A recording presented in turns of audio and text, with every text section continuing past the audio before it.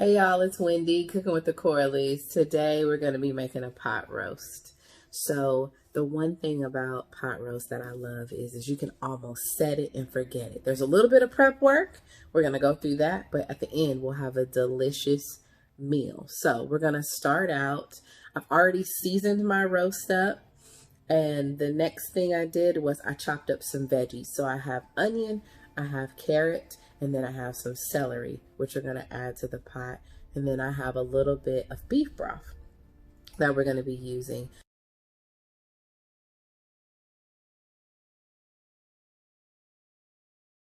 First thing we got here is just a little bit of olive oil. It's heating up in the pan. I'm going to take my onion, and these are kind of halves. It's not necessarily diced. And I'm going to throw it in the pot. And the only thing I'm doing here is I'm just going to brown these just a little bit. Then I'm going to add my carrots. And you're just adding this right in there. We're just going to get a small sear on these. Then I'm going to add in my little bit of celery. Let the vegetables cook for about 3 minutes, giving them a nice stir. And then I want you to take them and remove them from the heat into a...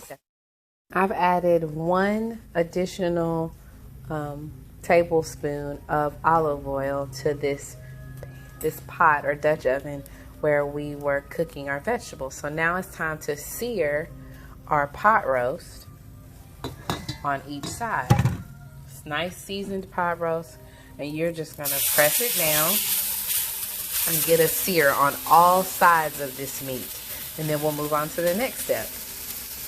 And all sides is very important because it does a couple of things. 1, it locks the flavor in. 2, it locks the moisture in. So I'll flip it again. Doesn't take long. You'll start to see the meat get a little brown, kind of crunchy on it. That's the good stuff. So keep going till you sear all sides. Now that the meat the pot roast has been seared on all sides, we're going to remove it from the pot, this nice hot pot, set it aside.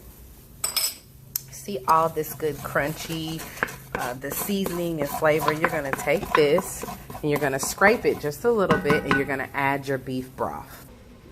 We've added our beef broth to the Dutch oven, and I'm just swishing around the seasoning that was kind of stuck to the bottom of that. Okay, so now here's the easy part. You take your roast and you put it back in your beef broth. Then you're gonna add your vegetables right on top. And here's the easiest part of this recipe. You're gonna take it, put it in the oven on 325 to 330 degrees, and you're going to just let this cook between 2.5 and 3 hours. All right, so we got that pot roast in the oven. I'm being rudely interrupted by my sous chef, who did not want to assist in the kitchen today, but he does have to listen. Ain't that right? Sir, excuse me. Yes, say hi. Hi. As I was saying, we got that pot roast in the oven. So there are a few things that you just need to remember when you're cooking pot roast.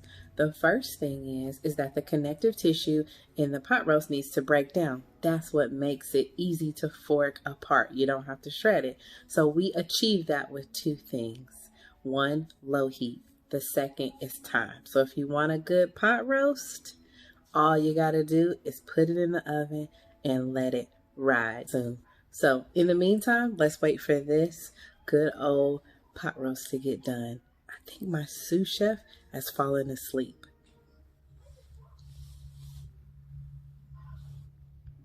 It's exhausting work in the kitchen.